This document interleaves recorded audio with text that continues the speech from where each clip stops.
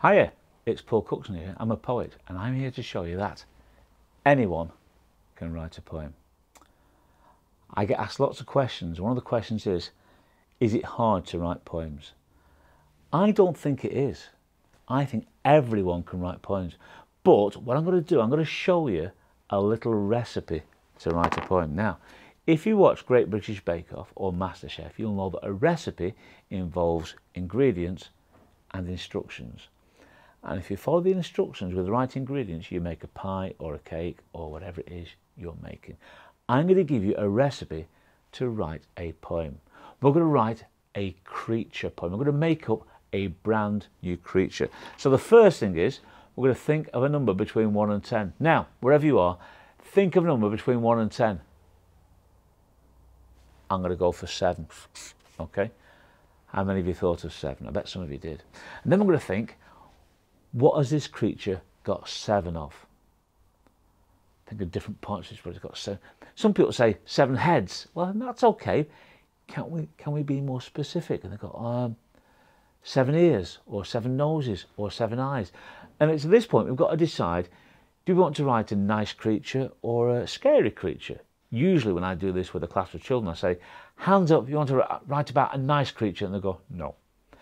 Hands up if you want to write about a monster, they'll go, yeah.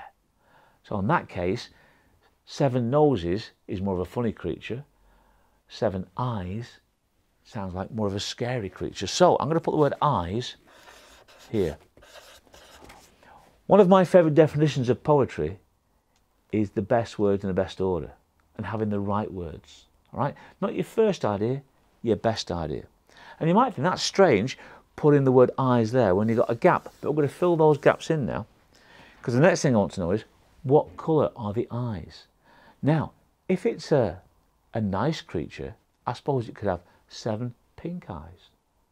If it's a scary creature, what would be a scary colour? If you ever think about that, I guarantee that probably most of you are thinking of either red or black as being the scariest. Maybe orange. So red, black, or well, I think we'll have red. 7 red eyes. Now, already, that is starting to sound like a scary creature. 7 red, there's a blank there.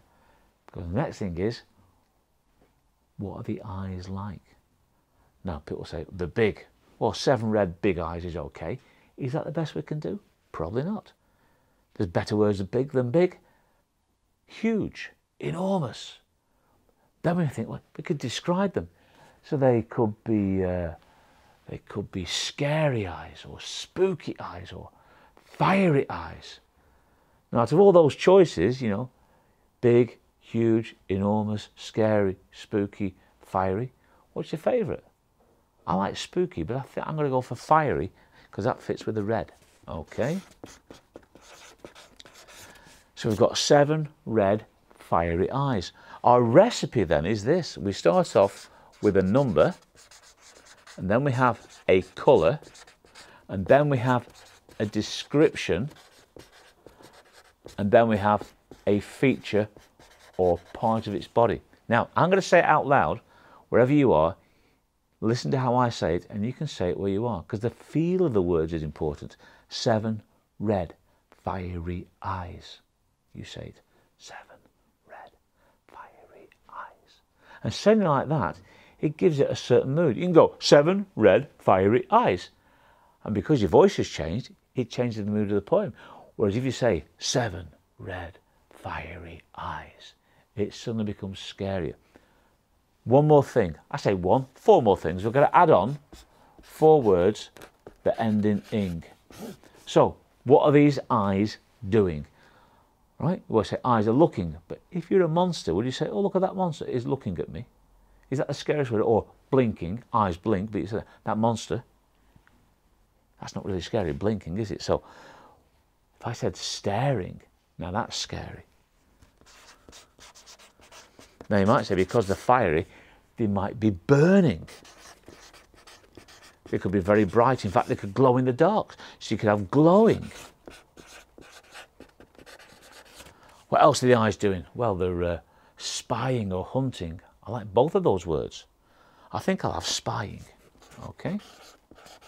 So we've got 7 red, fiery eyes, staring, burning, glowing, spying. Number, colour, description, part of its body, 4 words ending in ing. Now, all recipes have rules. And the rule in this recipe, the rule in this poem is this. You can't use any of these words again. Usually I'll do 4 sets of 2 lines. You can do as many as you want. It's your poem. But don't repeat any words. So you might think, all right, okay, I've had 7. I'm going to go for 9. Well, it's got 9 off. It might have 9. Or if it's a scary poem, people say feet, or end of your feet, toes, end of your toes, toenails, end of your toes, claws. Claws sounds better than feet. You might have 9 claws. And they might be black.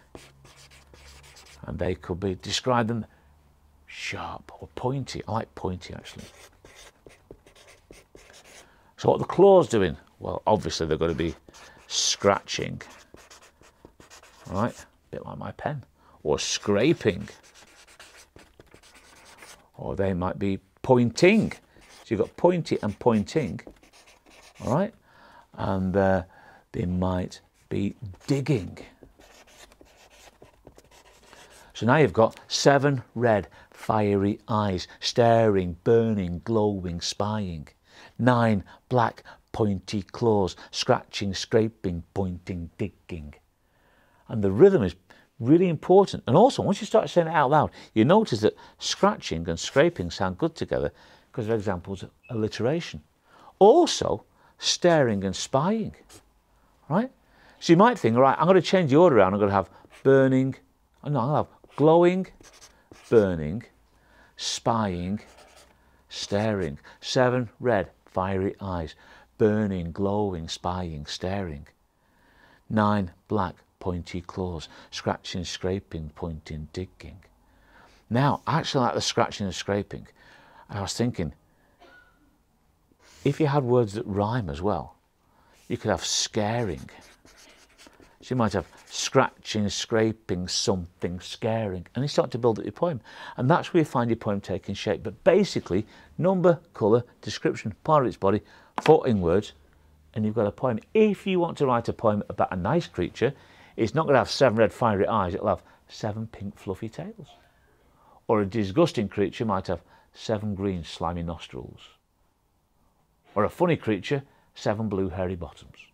Okay? So you choose the right words for the right poem. But I firmly believe that everyone and anyone can write a poem. So have some fun writing some poems about your own made-up creatures using this recipe.